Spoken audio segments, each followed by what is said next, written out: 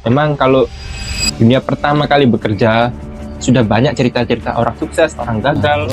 Mereka sudah punya cerita, tapi kalau kalian yang masih baru, kalian masih ngumpulin cerita. Jadi yang diperlukan dalam dunia kerja pertama kali itu bukan karir, tapi kemampuan mental dan nggak nangis di kamar mandi. Nah, Anak baru yang serba bisa adalah maut. masuk. Mau kita itu kerja dimanapun, mau kerja itu seperti apapun, kita tuh harus menghargai orang yang pernah menerima kita pertama kali di dunia kerja. Jadi Tapi gini bro, di dalam dunia kerja, faktanya kalau kita terlalu sering untuk mengakrab, ini tentunya kita akan dimanfaatkan. Tentunya saya sendirilah. oke. Ya, saya itu sempat berpikir, ini saya sendiri pengalaman, karena saya terlalu akrab sesama senior tadi, itu malah dimanfaatkan tuh. Jadinya kan sebagai pekerja, utamanya kalau anak baru masuk, ini kan tentunya bingung. Untuk bisa akrab nanti dimanfaatkan, kalau nggak akrab, malah nanti dampaknya punya dampak sendiri gitu.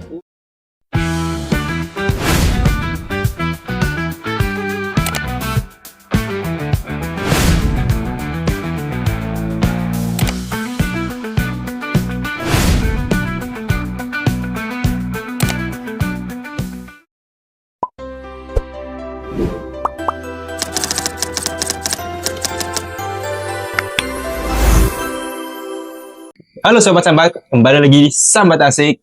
Gak Gak sambat, sambat, gak gak asik.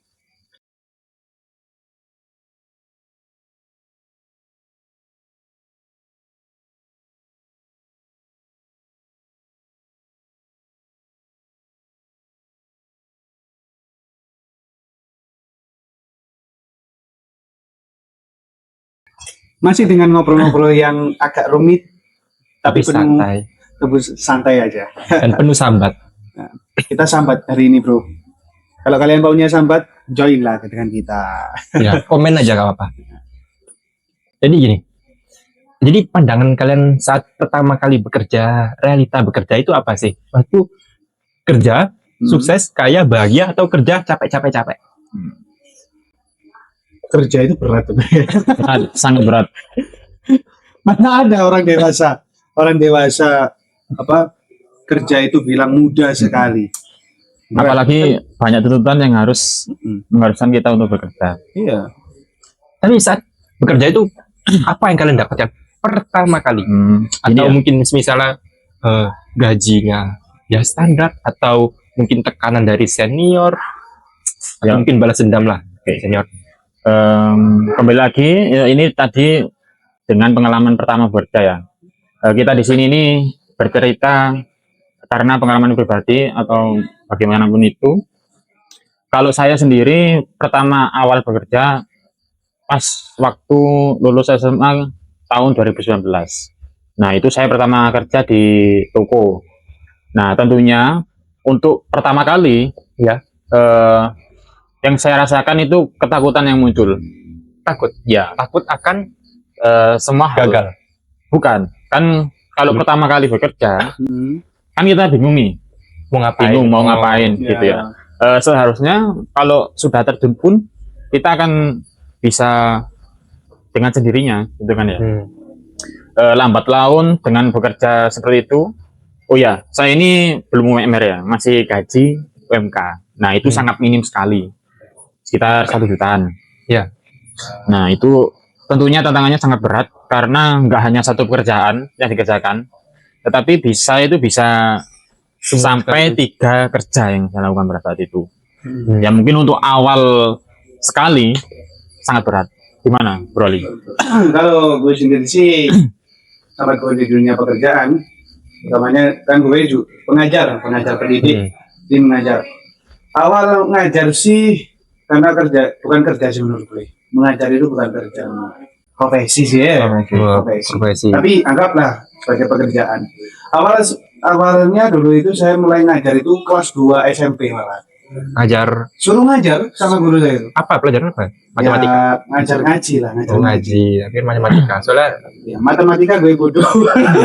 tapi ada loh berita tentang matematika jadi pelajaran terfavorit. di Indonesia? Oh, orang-orang yang bisa matematika itu orang-orang yang betul-betul jenius banget. Siapa sih yang survei itu? Secara identik, gue memang belajarnya ngajar itu mulai dari kelas 2 SMP. Nah, ketika gue itu baru betul-betul ngajar di formal itu ketika 2022. Sebenarnya pengalaman bekerja itu gue rasakan ketika gue itu di SMK. Jadi di SMK itu kan ada namanya PKL, bro. PKL. Jadi PKL waktu itu 3 bulan. Ya. Nah, awal mula masuk, wah, deket banget gitu loh. Karena kita belajar kerja di situ. Makanya kalau teman-teman mau sekolah, yang anak SMP mau sekolah untuk kerja, mending ke SMK gitu aja. Karena ada pengalaman. Gitu. Langsung pengalaman. Ya tidak menuntut kemungkinan anak-anak SMA juga bisa. Pasti bisa juga. Jadi kalau pengalaman bekerja awal mula gue itu takut sih. Lebih takut cemas. Ya Takut gagal urusan. takut gak bisa maksimal gitu. Terus takut gak bisa berhubungan humoris dengan pegawai. Apalagi pada tahun 2022 itu gue ketika bersama guru-guru formal itu lebih banyak diem, cuek aja karena mau kenalan beliau-beliau guru saya. Takut. Beliau-beliau juga Senior, pengajar saya, lebih senior. Tapi dari situ saya sadar bahwa orang-orang yang bekerja di awal itu memang butuhnya cemas. Takut. Mungkin. Tapi ada tekanan nggak dari senior? Oh, kalau tekanan gak ada lah. Cuman Nggak ada. Jangan Apa ada yang pengen balas dendam gitu kan? alhamdulillah kayak di kepala sekolah gue ini kalau masalah administrasi itu betul-betul tidak menuntut 100%, tapi menganjurkan ya. Beda kata-katanya, menganjurkan untuk membuat. Kadang dulu waktu gue itu dikasih diklat pelatihan-pelatihan membuat RPP atau apa gitu. Sehingga kayak inovasi ada gitu. Jadi kalau tekanan sih menurut gue gak ada sih. Nggak ada. Berarti lebih ke rasa takut, cemas. Ya, cuma gak nanti bisa gimana maksimal nih? lah, gak bisa maksimal dalam mengajar. Tapi ada kepikiran kalau gagal meninggal besok. Wah, ini doa ini nggak boleh. Skip. Nah, terus ini bro, yang penting. Terkadang kita kalau bekerja ini kan butuh waktu untuk menyesuaikan. Ya. Nah, Bro Ali sendiri ini untuk menyesuaikan, apalagi kan sebagai guru ya. Ya. Ini tentunya banyak sekali harus berinteraksi, ya kan? Nah, itu butuh berapa waktu lama? Seminggu sih. Seminggu. Wah, Seminggu. terlalu cepet ya. Seminggu. Karena Cepet ya? lingkup sendiri. Gue waktu lingkup itu. sendiri. Karena di karena lingkup mungkin dia yayasan. ngajinya di sana. Ngaji sana. Ngaji di sana. Maksudnya dulu karena di sana yayasan di sekolahan saya. Jadi saya awalnya mondok di situ. Jadi tahu. Oh, udah seluruhnya. tahu lah lingkungannya. Tapi ya gitu karena saya harus membedakan mana ketika kita itu bersosialisasi dengan guru, bersosialisasi dengan siswa, bersosialisasi sesama rekan kerja itu kan harus membedakan. Ya. Jadi ada Itu, tahu waktu-waktunya. waktu itu gue apa ya? Cemasnya itu loh, takut gak bisa humor, gak bisa saling bahu-membahu. Jadi Tapi gini bro, di dalam dunia kerja, faktanya kalau kita terlalu sering untuk mengakrab, ya, ini tentunya kita akan dimanfaatkan. Tentunya saya sendirilah. oke. Ya, saya itu sempat berpikir, ini saya sendiri pengalaman, karena saya terlalu akrab ke sesama senior tadi, Oke. itu malah dimanfaatkan tuh. Jadinya kan sebagai pekerja, utamanya kalau anak baru masuk, ini kan tentunya bingung, mau tidak untuk bisa akrab nanti dimanfaatkan, kalau nggak akrab malah nanti dampaknya punya dampak sendiri gitu. Oh gitu. Lebih ada tekanan kan dari senior. Berarti Tetap ada gini, tekanan. anak baru yang serba bisa adalah maut. Masuk. Tapi gini, kalau di sekolah itu ya, Ya. kalau di sekolah itu rajin sama dengan sukses. Ya, guru Ya. serba bisa adalah maut gitu. Ya, mirip. Tapi kalau di sekolah itu sukses sama dengan rajin sama dengan sukses. Nah, Kalau di tempat kerja rajin sama dengan budak. Jadi budak. tambah kerjaan. Iya. Memang spekulasinya beda. Jadi orang-orang yang awal mula itu bekerja, ya gue sharing-sharing lah. Ya. Gue dengar dari teman-teman gue juga, sambat juga sih hasilnya itu, sambat juga. Yang kerjanya awal gini, di sini kayak gini. Masalahnya cuma satu, orang-orang yang bekerja itu niatnya untuk apa? Gitu loh. Setuju. Iya kan? Iya. Mau kita mau digunakan seperti apapun, mau kita itu dimanfaatin apapun, kalau kita tujuannya untuk apa, bro? Kita kita tertekan oleh senior, Hmm. ya, tapi bos kita kok ini bagus banget kepada kita hubungannya. Tapi kita merasa tertekan, akhirnya kekerasan Akhirnya keluar. Bodoh banget gak? Hmm. Bodoh. Padahal itu orang lain. Yang bayar kita siapa? Bos kan? Iya. Ada sih teman gue itu seperti itu.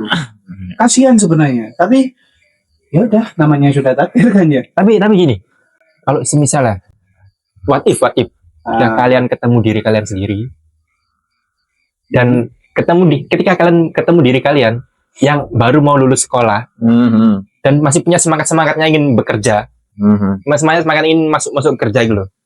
Apa yang kalian ingin katakan ke diri kalian? Tapi jangan normatif. Sudah normatif. Oke, lebih ke humoris ya. Lebih- lah. lebih jangan lebih normatif lah. Ya spesifik aja. Lah jangan kayak kan jangan, maksudnya pasti ada trik kotor kan. Nah, saat kalian mau bekerja. Kayak lo tiba-tiba baru daftar jadi mandor. Ya enggak gitu konsepnya. Pasti ada trik pahit atau trik kotor yang saat akhirnya akan kalian tahu pahitnya dunia itu. Trik kotor gue gak ada. Enggak ada.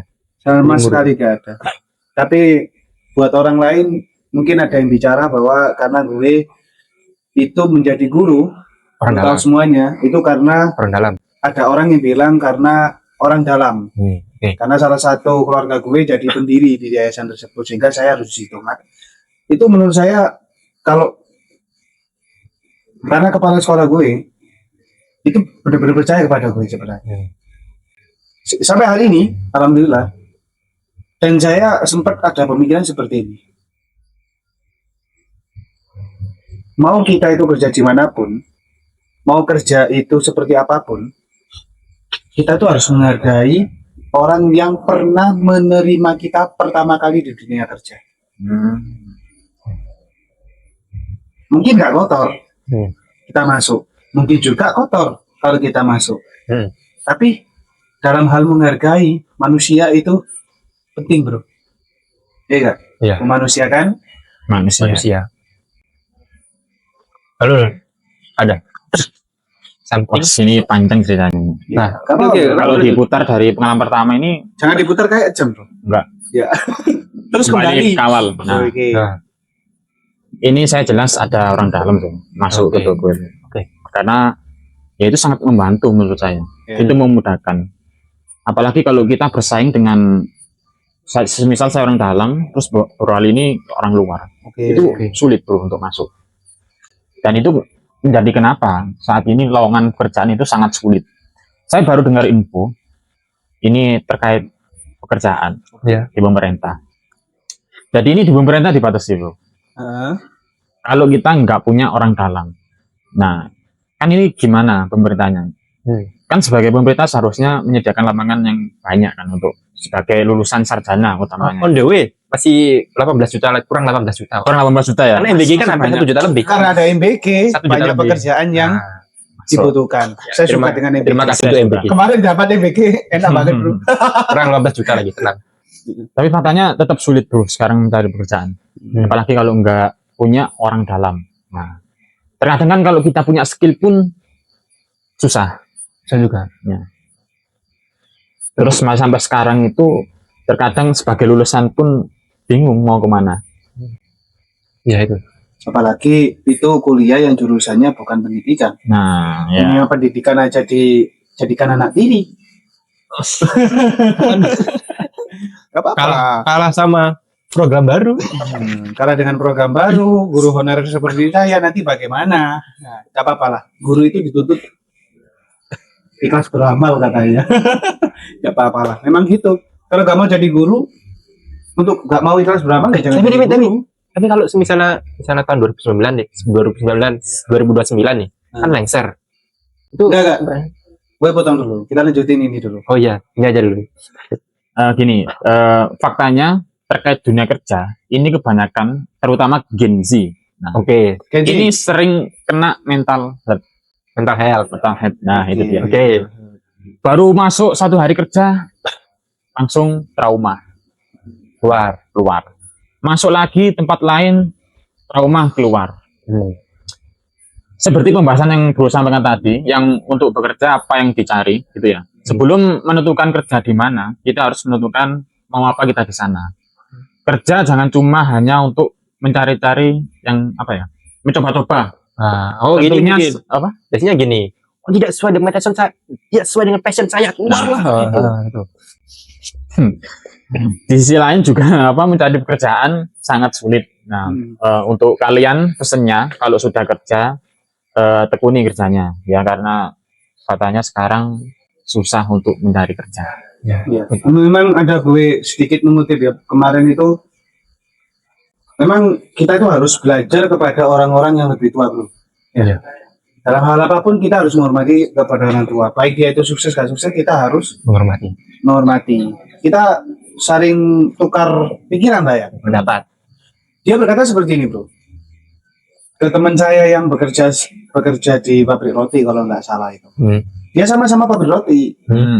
Mas, kamu, dia cerita karena dia tidak kerasan, karena tertekan bosnya seperti ini, yang anaknya seperti ini, terus ada manajernya yang seperti ini, tertekan akhirnya ya. Di bawah standar. Tapi dia si bapak-bapak tadi bicara, kalau masih muda, lumrah, normal, anak muda itu masih bingung karena mencari jati diri. Dan juga anak muda itu banyak sekali yang belum menentukan arahnya untuk bekerja itu untuk apa. Ya. Tapi kalau orang tua berbeda. Dia meskipun bayarannya cukup gak cukup, dia tetap jalan. Ya, karena mereka udah gak tahu mau kemana. Karena mereka punya satu tujuan, bro. Memberi makan keluarga. Iya, ya itu. Itu. Trouble-nya di sana. Karena kalau kayak kita gak punya tanggung jawab, bodo amat lah dengan mereka. Luar biasa sih. Ya. Tapi menurut bro-bro semua ini, gue mau singgung sedikit sih. Dalam hal pekerjaan, introvert itu bagus gak Untuk bekerja. Kalau kayak bekerja itu soalnya sudah banyak ya anak muda introvert. enggak. Kalau bekerja itu profesional sih. Introvert kita buanglah introvert dan extrovert itu saat bekerja. Ya masalahnya ini ada yang introvert. Weh, kalau kalian perlu makan, kerja. Bisa introvert gak penting. Intinya anak Gen Z itu datang pokoknya kerja, datang pokoknya ngajar, gak usah ada plot twist apa atau apapun, drama yang seperti apapun, drakor apapun, pokoknya kerja. Anak muda seperti itu. Tapi endingnya, terkadang seorang bos itu butuh orang-orang yang dipercaya. Iya. Sulitnya jadi bos kan seperti itu nanti. Misalnya nih, Bro Doni, CEO. orang introvert lah. Oke. Gue CEO misalkan. Aja. Gue pasti bingung karena lo juga extrovert, tapi lo ketika dipercaya amburadul pekerjaannya. Si ini introvert, tapi bagaimana? Dipercaya apa enggak? Bingung kan sebagai gue kan? Oke. Nah, kalau sebagai pandangannya orang introvert untuk bekerja itu seperti apa harus? Anu aja, freelance-nya kali ya. Jadi konten kreator aja ya, Pak. Freelance-nya. Nggak terkadang kan kalau kita bekerja itu untuk apa ya, terutama kalau orang introvert kan cari yang apa yang disukai kan. Ya. Mungkin kalau apa ya, ini sekedar solusi atau bisa dibilang apa ya, tips ya. Oke, gue sebenarnya lebih cari ke solusinya sih. Ya mungkin bener katakan Bro Bala tadi, cari yang cari yang sesuai dengan skillnya. Kan sekarang banyak kan, kalau untuk orang introvert itu pekerjaan yang cocok, karena introvert kan apa ya, nggak bisa bekerja terlalu rame kan. Iya, mungkin di akuntansi masuk, konten kreator, editing masuk. Jadi semua apa ya, introvert, extrovert itu masa skillnya masing-masing. Tapi kalau menurutku udah nggak iya, extrovert mempunyai peluang yang sama. Gak penting kayaknya untuk introvert dalam dunia kerja. Berarti gak usah kerja gitu ya? Ya bukan itu maksud gue. Udah introvert, singkirkanlah introvert dan extrovert dulu selama kerja. Kalau menurutku sih gitu. Tapi ini bro, Profesional, ini ada pandangan sih. Hmm. Ini agak jelas masalah nanti. Hari ini kita lihat masalah di dunia perkebunan lah. Tebu-tebu, ya, orang-orang kebun, Jadi sawit. sawit atau apa, itu masih kurang banget pekerja. Ada teman gue itu bicara seperti ini, kita tukar pikiran, dia terus bicara seperti ini. Kan nggak ada. Mengapa ada 19 juta pekerjaan yang dibutuhkan? Padahal di desa-desa itu kita mau banyak yang membutuhkan pekerjaan. Karena nggak ada regenerasi. Oke, gak ada regenerasi. Lu lihat tebu kalau nanti survive-nya kemana? Bahan pokok nggak? Gimana kok? Survive-nya untuk kehidupan masyarakat juga nggak? Kehidupan masyarakat. Ini kita mikir itu. Terus kalau misalkan yang nebang nggak ada, Tapi pertanyaannya, orang tuanya mau makanya. nggak? Orang tuanya mau nggak? bukan orang tuanya, anaknya sendiri gengsi bangga. Mau apa enggak? Biasanya orang tua juga kadang ngelarang. Nah, boleh, Soro lah. nah kamu kalau wis sekolah wis anu kok nebang gitu ya bahasanya. Iya, pasti. Nebang. Tapi kalau mikirnya anak-anak muda yang profesional atau anak-anak muda yang pikir logikanya masih sempurna, kita punya kerjaan atau gak kerja. Kalau kita melihat hal seperti itu adalah uang, gaspol bro. Iya. Iya kan? Iya. Gimana bro? Pengalaman kan? Kita pengalaman sama-sama pernah di Iya, kebun. Di kebun. Karena butuh uang bro. Gini, ini pengalaman saya pribadi aja ya. Saya setuju tadi ini mengenai gengsi. Iya. Cuman di sisi lain gengsi ini terdapat terkadang nggak mau capek. Satu. Karena kita kalau ketebuan, ketebu ya contohnya, itu pasti panas.